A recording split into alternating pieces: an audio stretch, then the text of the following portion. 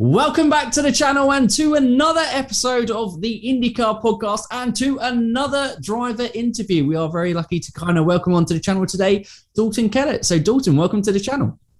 Thanks for having me, guys. Well, I appreciate taking the time and asking me to come on. No problem at all. We appreciate you having the time to go. And go, first of all, I suppose, main big news for you in the postseason. We had mentioned it a little bit pre-recording, is congratulations on your engagement to Nicole. Yeah, thank you very much. It's Nicole and I have been dating for 4 years prior to that, so it was about time, and I'm definitely a lucky guy. So now it's time to, we've got a bit of an off-season break, so get some wedding planning done and get all that figured out. I guess now that COVID's kind of, people are doing events again, everything's getting booked up, so it's been kind of full court press to get all that figured out. Nice. And I saw with Halloween yesterday, you had a nice Talladega night kind of tribute there. I did, and Poppy, your dog, went hot dog. Yeah. Well, because the one year Nicole and I we got like a whole group costume, so it was like something bought off Amazon. It was like we were ketchup and mustard, and Poppy the dog was the hot dog. So that was a hit, and then. I try not to take the lazy route and just throw on a race suit, right? It feels like there's not much effort, but with the two of us doing, Ricky Bobby and Jean Girard, so that was kind of funny. And I kind of painted some sideburns on and ordered a Perrier hat and taped some Perrier logos to one of my old suits. It worked out pretty well. It was, I appreciate the effort. It was good. I did see a few of the comments were going, why didn't you dress up as Simon Pagenaud to go on the joke of it? Like a really meta sort of costume. It's like, okay, I'm Simon, who's also dressing up as Jean Girard or something. I am just multi-personality. I can be whoever I want in this race. Awesome. And then we were saying, obviously before as well, how did you enjoy? We saw you were in our neck of the woods recently in London. How did you enjoy being in the UK? Really enjoyed it. I had come over once, probably 12 or 14 years ago to the British Grand Prix when I kind of just started racing. So it was probably, I think it was like 2008 or something. Lewis Hamilton won that year. So yeah. Well, what was Lewis's first year? Was it 07 was his first year? Okay, so yeah, it was 08 was his first Silverstone win. Yeah, so because it was his second season, so yeah, it would have been cool. 08 or so. Anyway, so I hadn't been back in quite a long time, and I was a lot younger then, so it was fun for us to get the chance to, we've got some downtime and wanted to do an off-season trip, and it seemed like a fun town to go explore, and like we were talking before, I kind of stayed at a hotel near Covent Garden area and sort of walked around, explored the city and all that, and yeah, I really enjoyed it. I think the definitely very busy, very like lots of people and everything, but some great restaurants, and went to some little pubs and all that. Got some fish and chips and mushy peas. You got the full UK experience. Yeah, I think I actually really liked was the having like the roasted tomatoes with the breakfast. I think that's kind of a good addition. Really? Well, with the full English, never have that. Oh, yeah, nice. I like that. You can't beat a full English. Proper breakfast there. Yeah, proper. But then I remember going over to America, and you can get like fried chicken for breakfast and stuff like that. And I think we were staying in Vegas a couple of years back, and Vegas is like the city that never sleeps, isn't it? So I was having steak for breakfast because I was like, hey, it's on offer. Why not? Let's go. It's there. Might as well. Right. Well, I'm sure everyone would love to hear us talk about your trip to London as well, but we should probably do some kind of talking about racing. So, Stephen, do you want to start off with the first section? Yeah. Well, normally starting off our racer's career, we look at karting, but before karting, were you racing snowmobiles? Have we got that correct? Yeah, there's if you look like at some background knowledge, it's probably come up. So not in like a league or anything, but like one of the first things that I ever drove, and I was like, we have the home videos. I mean, I think the team posted some maybe last year or something that I gave them, and I was probably like 2 years old maybe, and my parents and some of their friends, who were also sort of into cars and racing, it was me and these other two boys one of which went on to Gary Clute. He does some Canadian NASCAR stuff, or I guess it's the Pinty series now, and he's done some truck races, but and his brother Ryan raced as well. So they were, that those two families are both, obviously very like into cars and all that. So we got our parents got us these little like 60, 90 cc 2-stroke. It was an Arctic cat, kitty cat, they were called. And they looked like a little milk crate with skis and this big. So they basically made little like oval courses for us on the frozen lake at our cottage during the winter. And as kids, we'd kind of go around and race. I mean, it was, looking at the home videos, it was I don't know how much racing was actually done. It was like we kind of start out, and then kind of everyone was just sort of going everywhere and running into trees and hitting each other. But so definitely from a young age, kind of doing like skidoos and all that. And so yeah, very very Canadian start to that. I was going to say, because I'm pretty sure from memory of doing a video on Gilles Villeneuve once. He started it. He did snowmobile racing before I think he went into kind of auto racing as well. Yeah, his was like proper, like fast snowmobile. I think I've seen some old videos, and those things were crazy. I think they were kind of a similar idea, where it'd be like a flat track on ice, and and they're leaning over and all that, and these like kind of wider, fat, really fast sleds. And that stuff is pretty crazy. Yeah, mental racing. I think I remember some of the stories was like snow would be, and he was like, "It's why I drove so well in the rain, because I couldn't see." It's in snow. It's basically 20/20 vision driving in rain. Yeah. Well, and so when I was kind of near the end of my go-karting career, we got an old, like a 93 Civic, and near our cottage, again, there was an ice racing league, and we would like put a cage in it and stuff, but just, stock motor and all that. But it was an actual, honest to God, ice racing league, where again, they built, it was more of a kidney shaped kind of course. At the fairgrounds, and they'd flood it and it'd freeze, and they'd have like snow berms and all that. And you'd either use like tractionized tires, which is like they'll take a winter tire, like a Blizzak or something, and then put it on this machine with 2 rollers with spikes, and it sort of like texturizes it, and it makes the surface of the tire look like a sponge or like a Brillo pad kind of thing. Okay. And that all those little hairs kind of grip the ice pretty well in the snow. And then we also did like some stud racing, so we would actually race cars on ice, which for like car control was great practice. So it was a ton of fun. So yeah, highly recommend that. It's like a fun winter racing series thing to try out if you ever get the chance. Yeah, I'll see what the local streets say, if I can just start flooding them with ice and just going, excuse me, I just want to. Dalton said this was fun, so we thought we got. Dalton said it was fine. I think that's a legit way of kind of going for it. But do you want to talk about the karting a little bit more? Yeah, tell us, because you competed in a couple of karting series, didn't you? Yeah, so I started out so in Canada and North America, like typically you'd start out in 4-stroke racing for karts. So I started out racing as a Honda 6.5 and 5.5s, like, which over here would be kind of the motor you'd use in like a lawnmower or something like that. And that was kind of the series that most kids started out in. Standard like progression of starting out at the club level, and then regionals, and then nationals for that first year. And then after, I think in that first year, I got rookie of the year for the local kart club. Big deal. And took a liking to it and wanted to keep going. I had always, ever since like I was a kid, I was always really into cars, obviously with the snowmobiles and all that. But and the family friends that we raced those things with, their kids went on to race karts earlier than I started. I think they started at around like 8-9 years old. Whereas I wanted to start them, but I think my parents knew it would kind of like become what it did, right?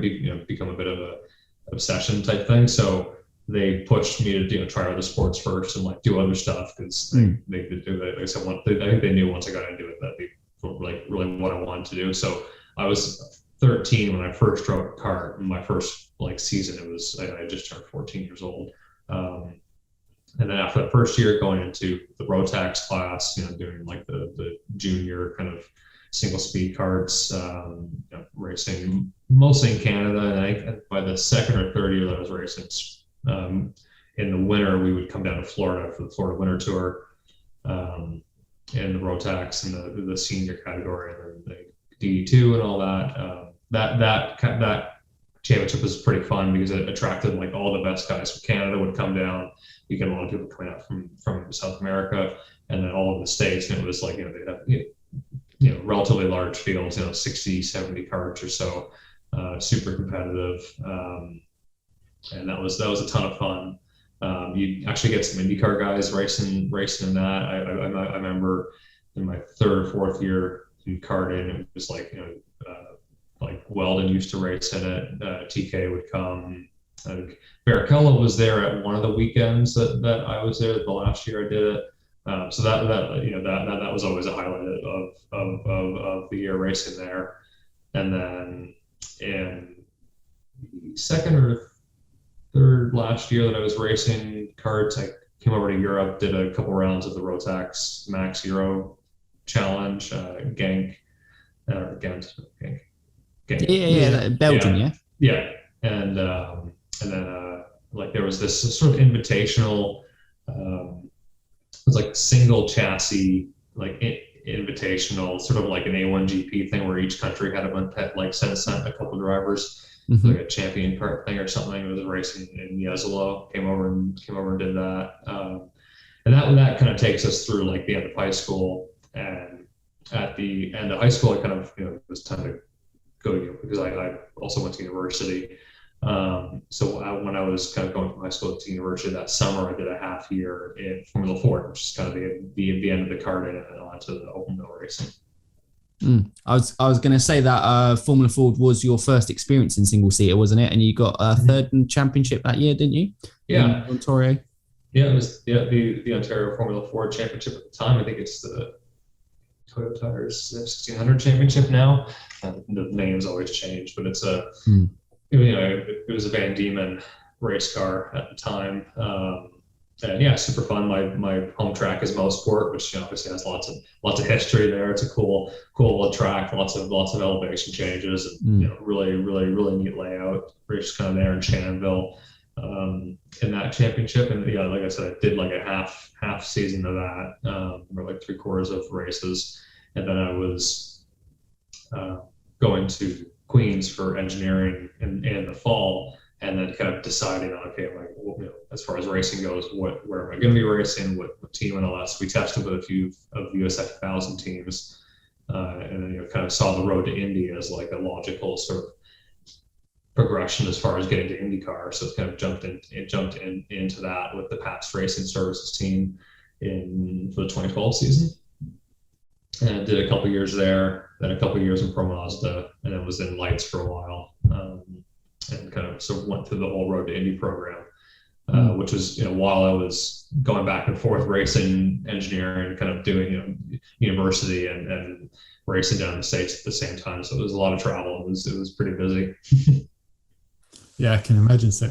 Focusing a little bit on your Road to Indy, I know you did in your Indy Lights stage, you did really well at the Freedom 100, getting a couple of podiums back to back. Yeah, I think I finished third there 3 times in a row. So it was always an exciting race, and always came down to that last lap, and that's really huge like kind of strategy, sort of chess game type race of like where you're setting guys up and all that. There was maybe one year we did it where someone just kind of checked out and didn't really get challenged. That was the year that Leist won it, but like more or less like every year you'd be back and forth, and it was definitely a good show. And I even though I started out in, road courses and karts and all that, like, I think as I got into oval racing in the Road to Indy, because I'd never raced ovals prior to like an actual proper oval prior to USF 2000. So I just didn't really know what to expect, but I really have come to enjoy it. And I think I've, historically had more success there than maybe on the road courses, just kind of a weird sort of, in version, but that's just how it works. I think for me, it's they're kind of a neat science experiment. It's the setup stuff's really interesting and all that. And those Indy races were just always a ton of fun. A bit nerve wracking when you look back at the videos. It just seemed like you could run 3 wide the whole way around, and you're certainly not going slow, so it's got a little hairy sometimes. But and I think that program really serves as a great developing ground for people that want to come into IndyCar. I know Lights went through the last couple of years that I was doing it, the field was really struggling, and I think they've definitely turned it around, and now they just recently announced that Lights is kind of coming back into the fold as far as being managed by IndyCar, with Anderson sort of looking after the USF and Indy Pro 2000 series. So I think that'll be good as far as the exposure and tracks that they're going to. And I think more and more we're seeing people coming over from Europe and elsewhere than just US and Canada. I think that's going to be a good thing. So they just had the Chris Griffiths test, which is like the big off-season test where all the teams are trying out different drivers and stuff at the Speedway on the road course this last weekend. So the times look pretty competitive. So yeah, it's been neat to see that program kind of evolve and grow. And kind of coming back to my sort of experience, while I was the last year that I was in Lights, I also did kind of a 3-race program in IMSA with the PR1 guys. So I did a few of the LMP2 races, Mosport, Laguna Seca, and the Petit Le Mans, which was a lot of fun. That's really the only endurance racing that I've done, but I definitely really enjoyed it. You got 2 victories in that as well, didn't you? Yeah. The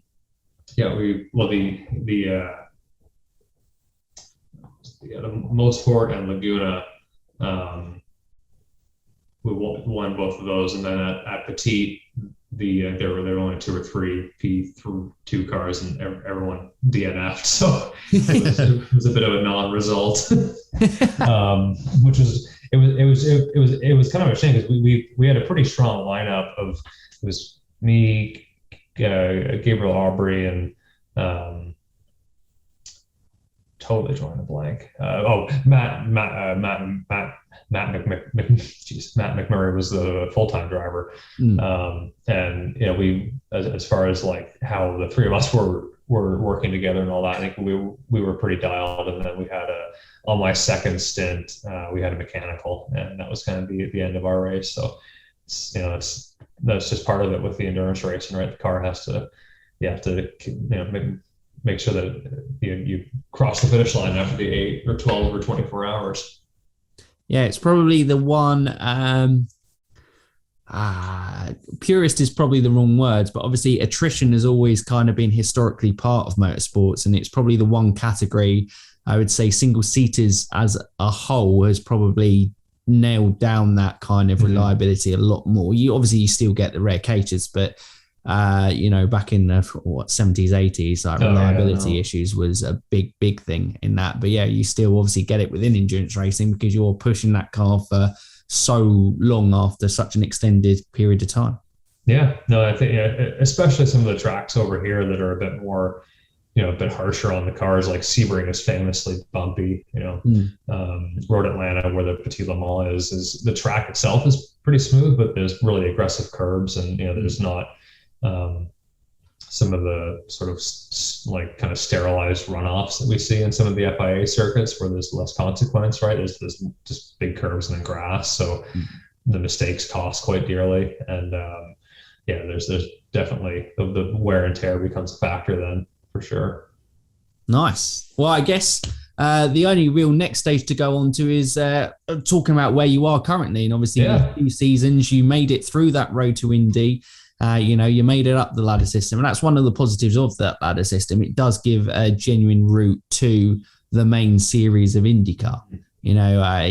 Some of the other ladder systems, obviously from Formula One background with us, and obviously knowing the European scene, F3 and F2 calendar is becoming more refined, but it isn't necessarily guaranteed. It isn't as clear structure as what the IndyCar system has through there. But yeah, A.J.Foyt Racing, like you said, ovals, funnily enough, it turned out to be, well, if you had a stronger suit, that would be oval racing would be the stronger suit. But your first season was more road and street courses because TK was running ovals in that 14 car. Yeah, it was an interesting, and then that deal just sort of came about because that's sort of what was available. And kind of to your point about people, making the jump into the top level, whether it's F1 or IndyCar. I think what IndyCar really has going for it is that because probably mostly because of the cost structure that the teams have the ability to run more cars, right? And I'm sure there's other, I don't know the F1 rules quite well enough to know like if because I remember hearing about it when to start a new F1 team, it's a whole process because you have to kind of buy into the whole thing and all that. Whereas in IndyCar, it's a bit different, right? You have teams running, 4 or 5 cars for the 500. It's a little bit easier to just add another entry to your team. So it gives good opportunities for guys to come up, or guys and girls obviously to come up through the Road to Indy series or to come over and kind of jump into a team. And I think that's a good thing. So there's tons of talent and lights right now, and most of those guys that are kind of at the top level are going to get a chance to do some races this year, which is great for everyone. So with the Foyt program in 2020, just as far as like the budget that we had and what was available for rides, like TK was sort of doing a partial thing, and it just sort of dovetailed nicely that we were able to kind of fit those two programs together.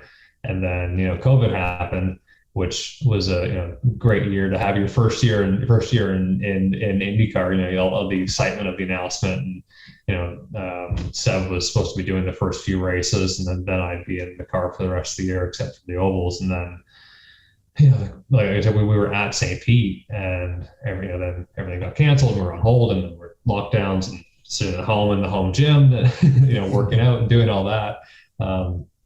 It was kind of like a 3-month break of not really doing anything. Well, we have the simulator thing and all that.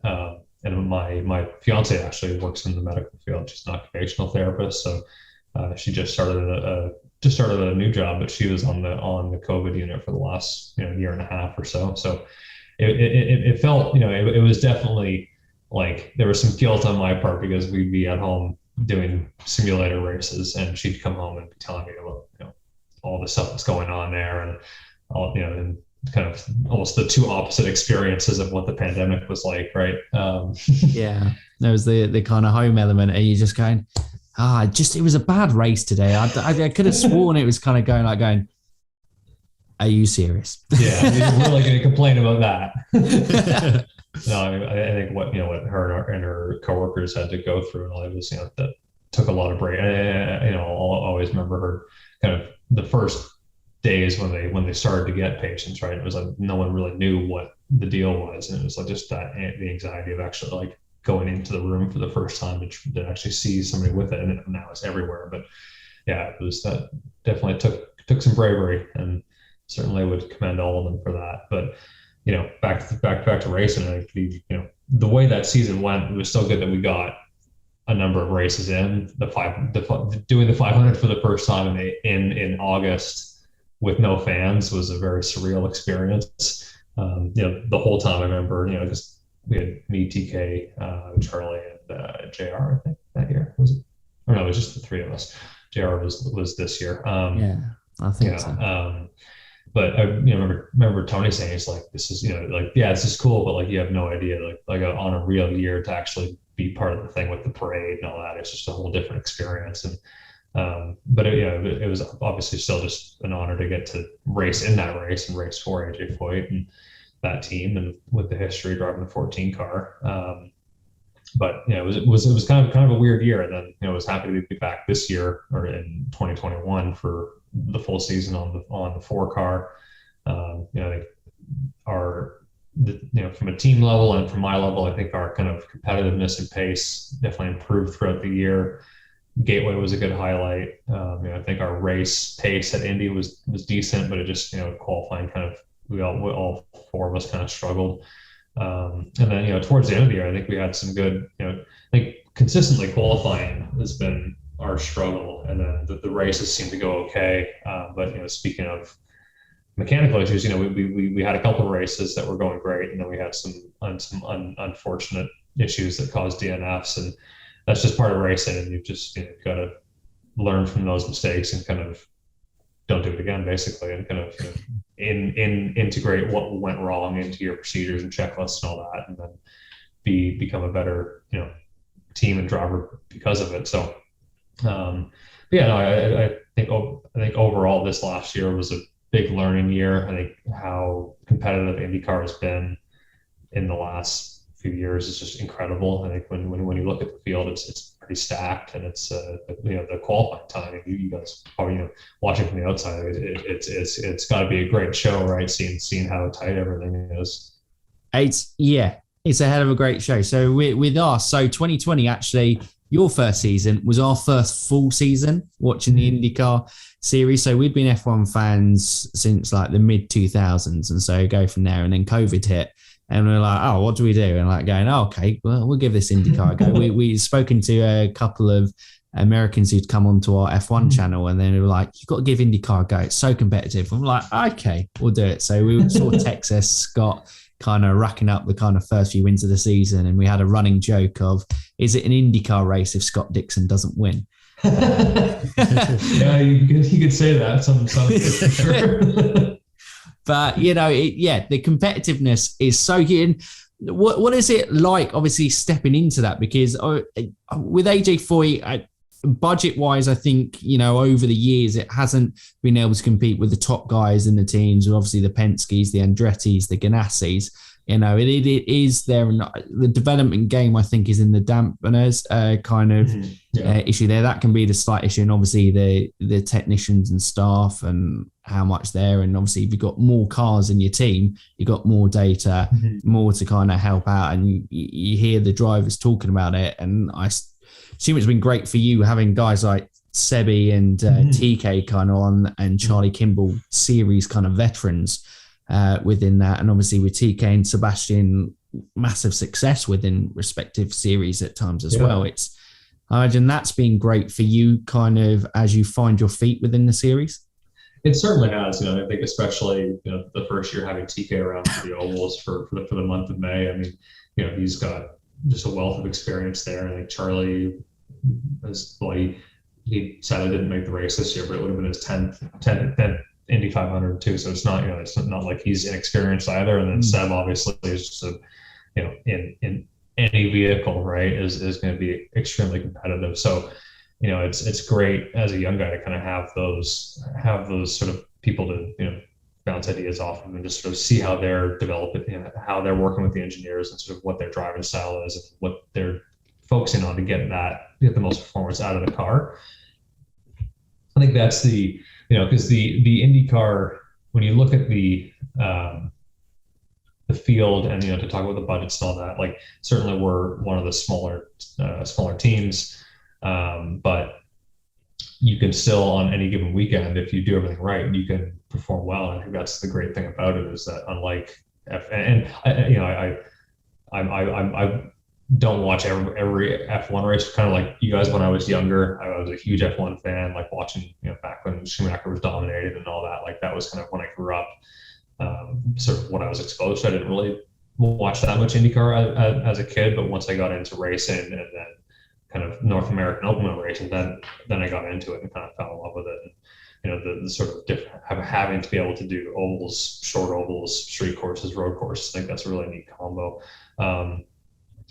Anyway, so with, if you kind of get everything right, like you can have a great performance with kind of any car, which is a good thing, but being able to do it consistently and, at the championship level. And, to your point, the dampers is kind of the most open part of the formula. So that's where a lot of the development work goes, which can, it's balance, but it's also just overall grip. And that has a big effect when you get to like a a greasy track like Indy on race day, with the aero wash and all that, like that mechanical grip, if you're lacking just a little bit there, that could put you at a bit of a disadvantage. But anyway, it's a great formula just because I think even though there is a performance difference, if you look at the qualifying times, I mean, most of the field's within a second or so. So it's super tight, and I like the fact that we still, as far as the race distances, like some are a bit shorter, some are a bit longer, so you get different fuel strategies playing out.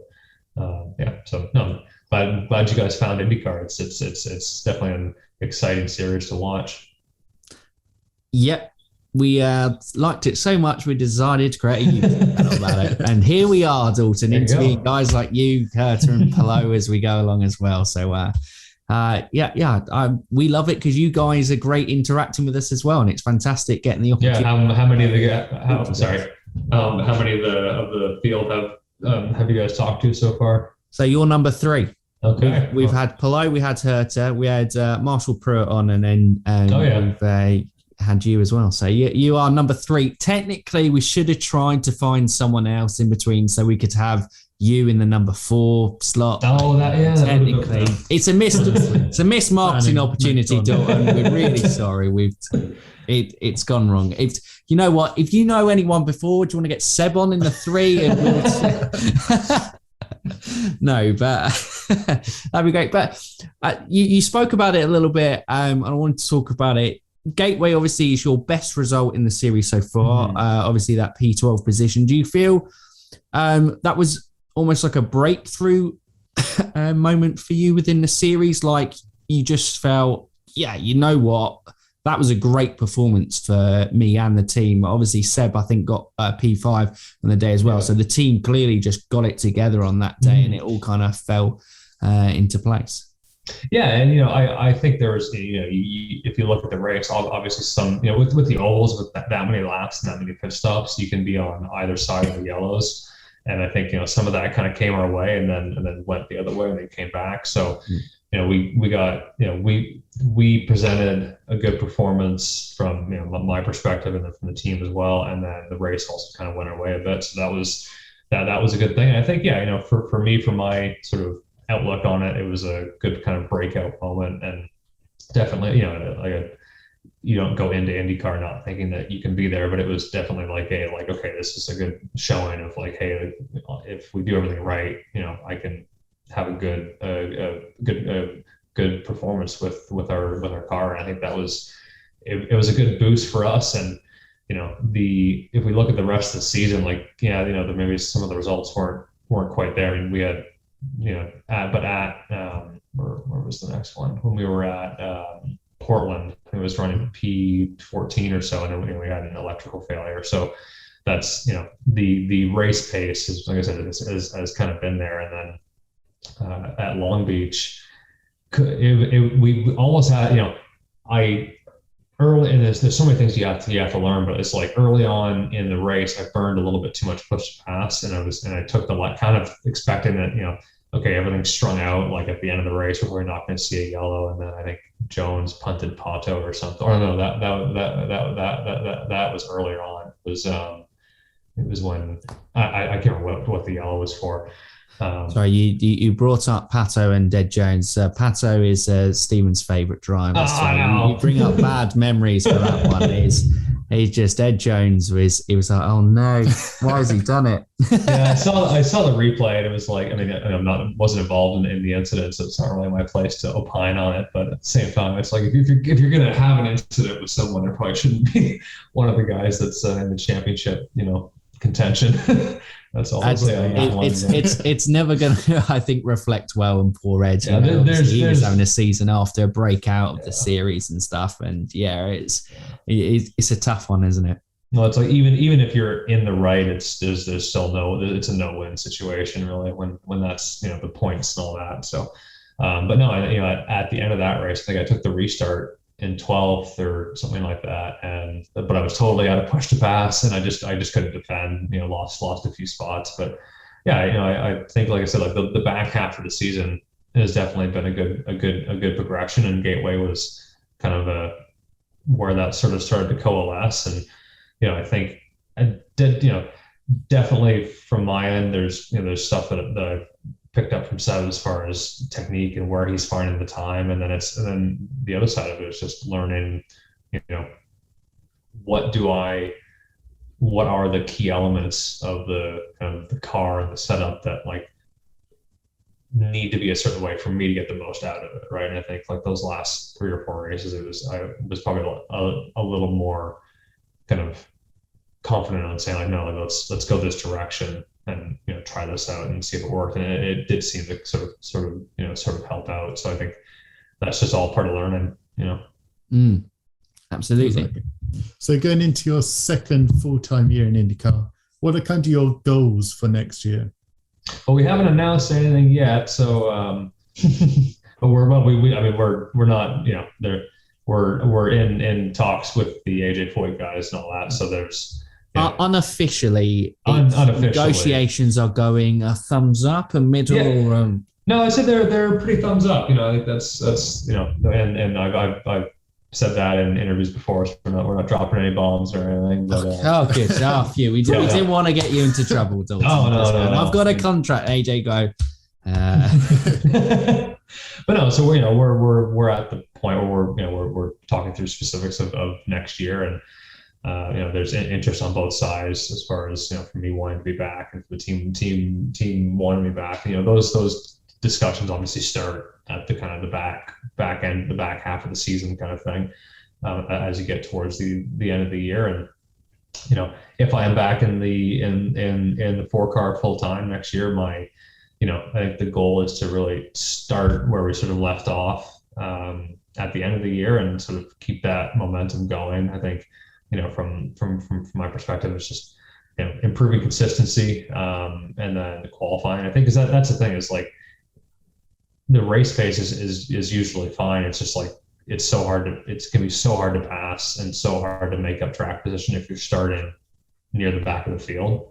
Because the reality is, if because sometimes at some of the tracks the starts are a bit strung out, which is a discussion for another time.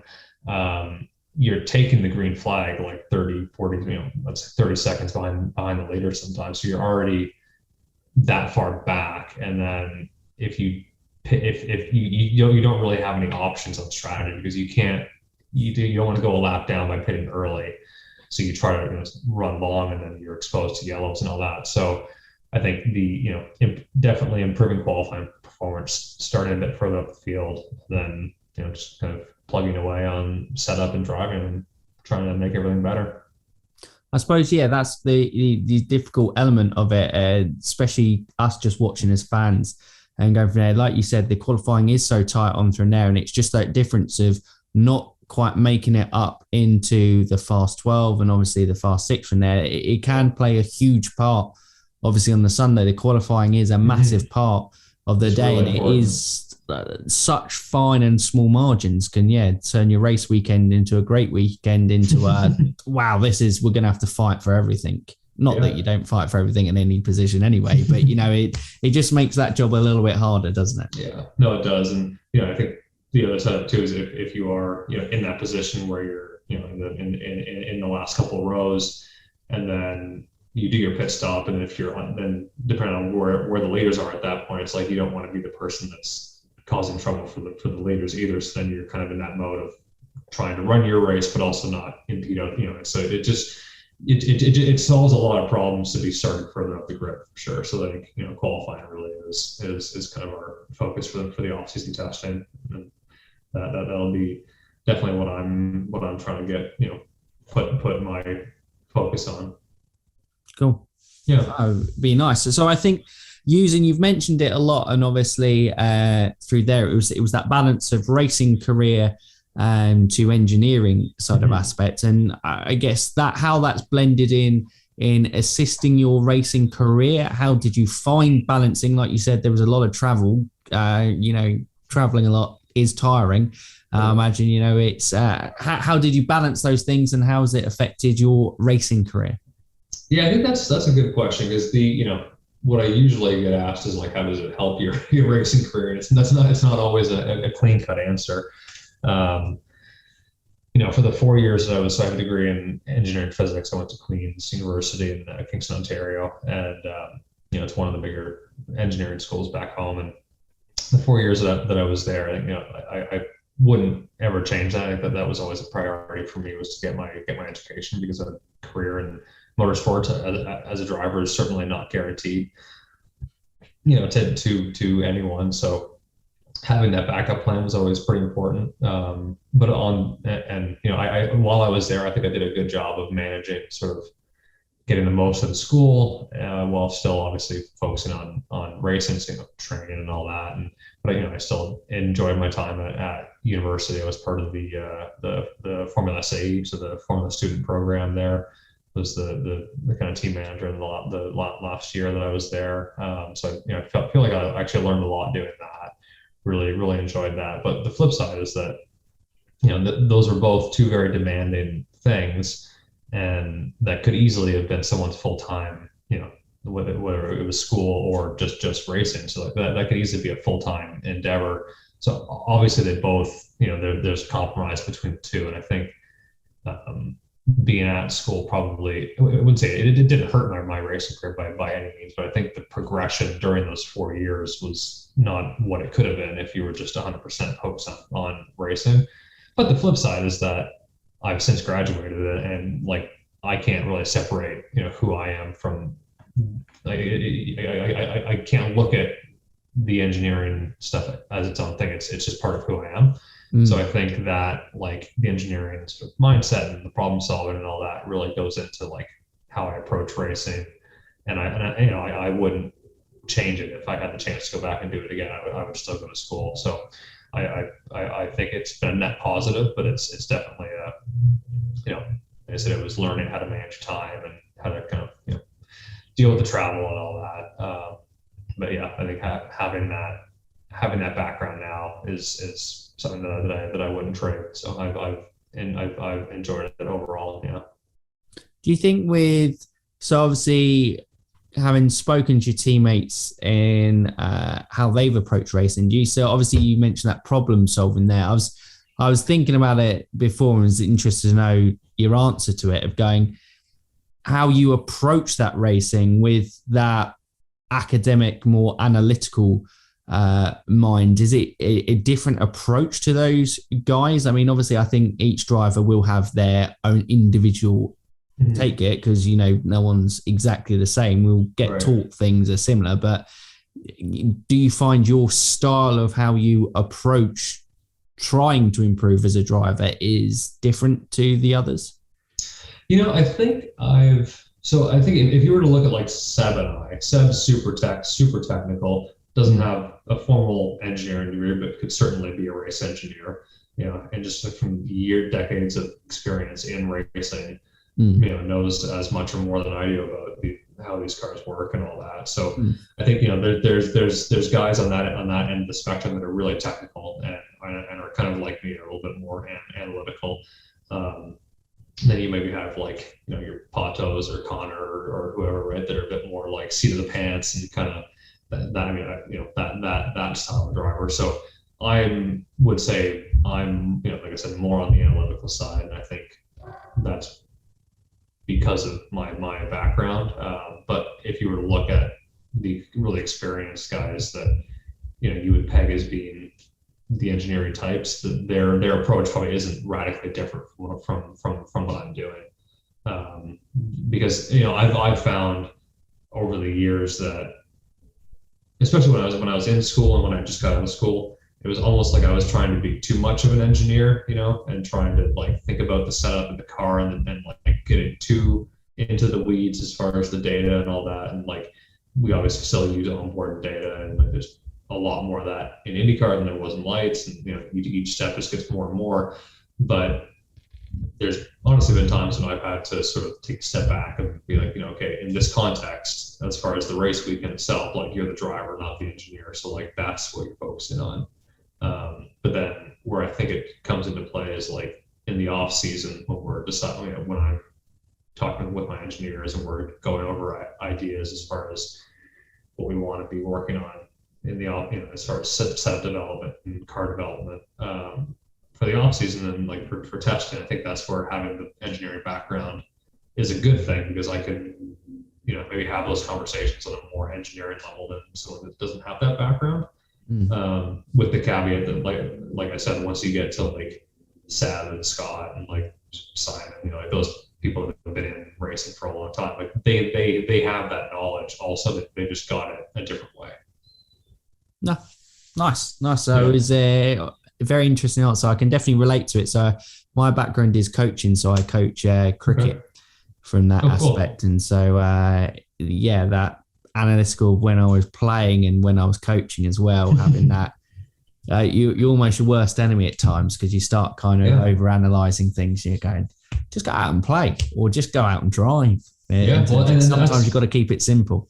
Yeah, and that's what I found. It's like there were years, like especially when I was in like Formosa and the kind of early lights years, it was like, I think in my head it was like, well, if you just think about it more, and if you just do more, you'll do better, right? And it's like, that's not always the case. Like sometimes you've got to, you know, do it right, not just do it harder or do it more. So that was, you know, a lesson that I had to learn, and I think it's helped, you know, and then now it's like I said, I've kind of taken a step back, and then it's like, okay, where are the areas that I can apply that to, and where do I have to just be a driver?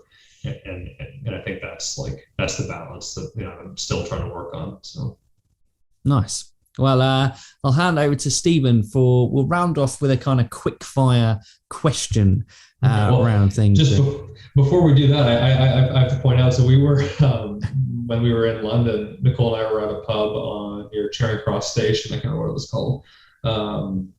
It's near this place called Gordon's Wine Bar or something. Nice. Which was really neat. It was like an underground there was like an underground wine thing, but like we went to a pub to get food before, I think, and they had a cricket match on, and I was trying to explain the rules to Nicole, and like I'm like like coming from Canada, like it's kind of a thing, like it's not nearly as popular as it is in other Commonwealth countries, but like I at least had some basic ideas, and you know, I had worked with Darren Manning for a few years prior to this. For, you know, he was kind of helping me. I was like a mentor and coach through lights, and like part of last year and part of this year. And he's a huge cricket fan, so like, you know, we're in the car, and he's like listening to the radio and explaining the rules and all that. But trying to explain cricket to an American was quite a challenge, I have to say. And Dalton, I do feel for you, because sometimes trying to explain cricket to an English person as well, they're like, why'd you stand in a field for 5 days? Well, let me explain. Well, that's just one form of it. That's our endurance racing version. You got to think T20 is a sprint race. That's always you probably had the T20 World Cup probably thinking of what was going on there. But yeah, I always try to go keep it simple with the 1 day form. I go, the team with the most runs at the end of the day wins. And they're like, what are runs? Why are they not points or goals or whatever? But yeah. Anyway, sorry, I didn't want to derail your thing, but I just had to bring that up when you mentioned No, Dalton, interject at any point. No, I'm always happy to talk a bit of cricket. That is fine. And I sympathise with your explaining with Nicole. If ever you need any more tips, you know the guy to come to now. Yeah, I'll take that for sure. Right, Stephen. Time for the quick fire round. All right. Here we go. So first quick fire question is, who was your driving hero? Kimi Räikkönen. Nice. Great choice. We loved Kimi. Yeah. So, on our F1 channel, we kind of look at the F1 fantasy game, doing it, and we used to have a thing. It was regular, was our Kimi moment of the week, because it was such a unique thing. So it would range from obviously great performance in the car to Kimi doing Kimi things. Sunday night, whatever was going on after the race. I think I always liked Kimi because it was like, he's almost the opposite of like kind of, I'm more like clean cut and sort of like, you know, engineering, like nerdy type, and he was just like, I do what I want and I don't care. I think that concept was kind of why I was always liked him, you know. Nice. Okay, next quick fire question. What car do you drive? I have a Chevy Tahoe, Team Chevy. Yeah. Wow. Nice. It would not fit on your roads. I can assure you, it's way too large. Why not? It'd be fun. I mean, we have plenty of people trying to get 4x4s like down these roads and just going. So we were talking about roads before we went on air with Dalton for people to go in there, and English roads being narrow and like going the kind of side roads in America where you might think are small. Yeah. You haven't seen the English roads, so yeah. Crazy. Don't bring it over then. It's probably not even sold over here. It's probably not. But we had what we had. So we had Polo with a Honda Passport and Colton with a Honda Type R. I think he said they got to go for there. So do you get it with partnership of Chevy? Yeah. All the IndyCar, all the drivers, and then the team get a certain number to kind of for the team managers and team owners and all that. So represent that Team Chevy or Team Honda. So you'll see the drivers showing up in their team cars usually.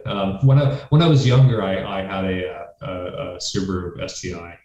Nice. In 2011, which was here in Indy for a few years, but it just once we got a house and all that, you need a real vehicle to be doing like hardware store runs and DIY stuff and all that. So it was nice to have a truck. Those damn responsible cars, eh? Yeah, life. It happens. That life.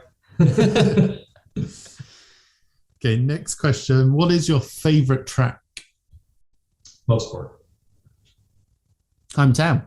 Yeah, naturally. Hometown. Well, Canadian Tire Motorsports Park is the official name now, but most people know it as Mosport. What's your favorite one on the IndyCar calendar? Well, it's coming back next year, so Iowa. It's a short oval, bull ring type track. I've always loved that place. Yeah, that'd be my favorite oval. Favorite road course would be Laguna. Nice. I mean, Laguna, I think, is a lot of people's favorite because it just has something iconic. I mean, any track that is ballsy enough to give itself a Hollywood sign naming just a corner of the track, has to be up there. Character. There's a lot of character in that place. Awesome. Okay, so if you could add one international track onto the calendar, what would it be?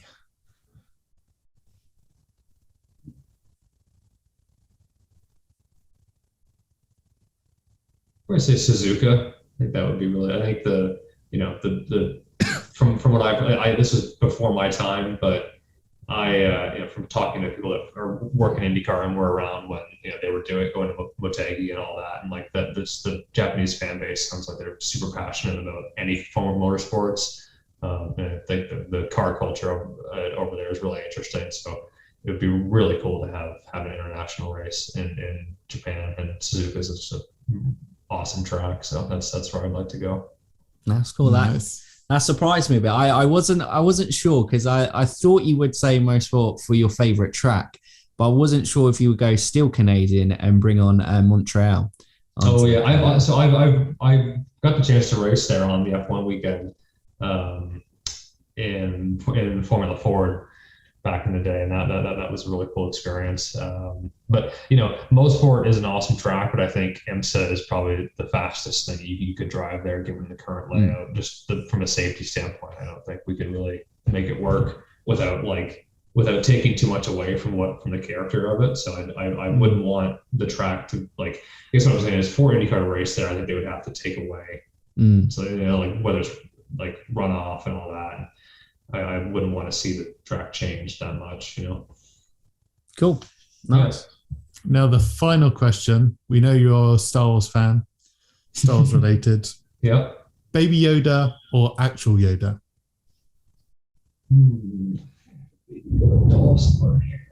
Oh yeah, there, right there. So I guess Baby Yoda. Baby Yoda wins. Grogu wins today. There we go. Yoda thought he had it in the bag for years, ever since his introduction in what was it? Second name's escaped me.